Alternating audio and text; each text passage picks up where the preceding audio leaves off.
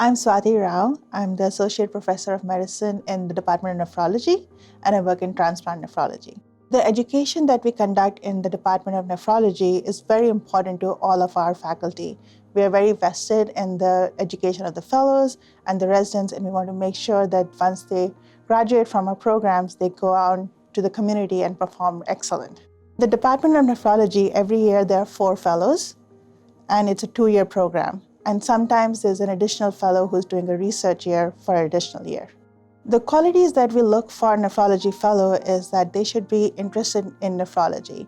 It should be a passion because it's a very involved fellowship and it can get very busy at times. So if they really love nephrology, they do very well. We also want to make sure that they are visionaries. They're looking to how to improve the overall function of the program, overall function of nephrology, and they can be leaders in the division. When medical students rotate in the Department of Medicine, they get to round with the inpatient team. They see all cases on the floor, in the ICU, and transplant, and they get the full experience of nephrology.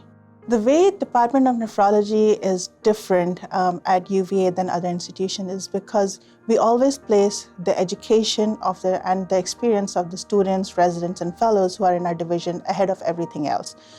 We're always asking questions, getting feedback on how to change and improve the program. The fellowship is very looking forward to working with them, and the cases that they see is at par at any other institution they would. They get to see the whole breadth of nephrology. They get to see very complex acid-base questions. They get to see very complex ICU management. They get to see very complex transplant cases. So they get the whole experience of nephrology.